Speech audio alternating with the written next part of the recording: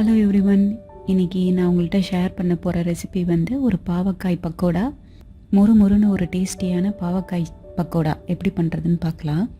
இந்த பாவக்காய் பக்கோடா பண்ணுறதுக்கு நான் 2 பாவக்காய் எடுத்திருக்கேன்.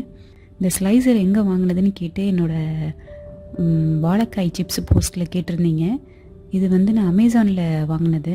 நான் அதோடய லிங்க் நான் கீழே கொடுத்துருக்கேன், செக் பண்ணி பாருங்கள். இந்த மாதிரி தின்னாக நம்ம வந்து பாவக்காயை ஸ்லைஸ் பண்ணி எடுத்து வச்சுக்கலாம். இப்போ ஒரு பவுல் எடுத்துக்குவோம். அந்த பவுலில் 2 டேபிள் ஸ்பூன் வந்து கடலை மாவு நான் சேர்க்குறேன். அதோட 2 டேபிள் ஸ்பூன் அரிசி மாவு சேர்த்துக்கலாம். 1 டேபிள் ஸ்பூன் பொட்டுக்கடலை மாவு.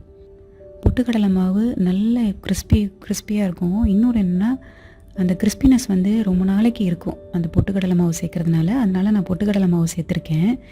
நீங்கள் பொட்டுக்கடலை மாவு வேண்டாம் அப்படின்னு நினச்சிங்கன்னா 3 டேபிள் ஸ்பூன் கடலை மாவு சேர்த்துக்குங்க. ஒரு 1/2 டீஸ்பூன் சில்லி பவுடர் சேர்த்துக்கலாம். 1/2 டீஸ்பூன் உப்பு, 1/4 டீஸ்பூன் மஞ்சள் தூள், 1/4 டீஸ்பூன் சோம்பு பவுடரு. நீங்கள் சோம்பாக வேணாலும் சேர்த்துக்கலாம். இது நல்லா நம்ம மிக்ஸ் பண்ணிக்கலாம். மிக்ஸ் பண்ணிவிட்டு நம்ம ஸ்லைஸ் பண்ணி வச்சுருக்க பாவக்காயை இதில் சேர்த்துருவோம்.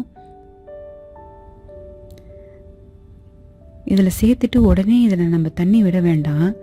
அந்த பாவக்காய் கோட்டாகிற மாதிரி, அந்த மாவு ஃபுல்லாக அந்த பாவக்காயில் கோட்டாகிற மாதிரி மிக்ஸ் பண்ணி விட்டுக்குவோம். நம்ம மாவு முதல்ல அதில் கோட் பண்ணிவிட்டு அதுக்கப்புறம் தான் தண்ணி தெளிக்கணும். ஏன்னா அந்த பாவக்காயிலேருந்து தண்ணி வந்து ரிலீஸ் ஆகிடும். ஸோ அதனால் அது அந்த பாவக்காயில் இருக்க தண்ணியிலையே நம்ம அந்த மாவை நல்லா கோட் பண்ணிவிடுவோம். ஃபஸ்ட்டு கோட் பண்ணதுக்கப்புறம் நிறைய தண்ணி விடக்கூடாது.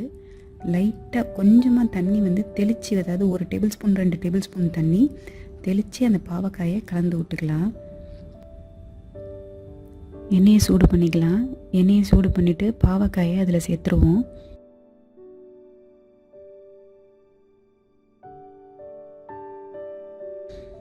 பாவக்காய் நல்லா கோல்டாக மொறுன்னு ஆனதுக்கப்புறம் எண்ணெயிலேருந்து எடுத்துடலாம். ஒரு கிறிஸ்பியான முறுவலான பாவக்காய் பக்கோடா ரெடி ஆகிடுச்சு. இதை நம்ம ஒரு ஈவினிங் ஸ்நாக்ஸாக நம்ம ஒரு டீ காஃபி அந்த மாதிரி சர்வ் பண்ணலாம். இது ஒரு ஏர்டைட் கண்டெய்னரில் நம்ம இதை ஸ்டோர் பண்ணி வச்சுக்கலாம். 1 வீக் ஆனாலும் இதோட கிறிஸ்பினஸ் போகவே போகாது, மொறுன்னு இருக்கும். தேங்க்யூ ஃபார் வாட்சிங். நெக்ஸ்ட் வீடியோவில் ஒரு இன்ட்ரெஸ்டிங்கான ரெசிபியோடு நான் உங்களை சந்திக்கிறேன். அது வரைக்கும் bye from Premalatha Aravindan. Bye.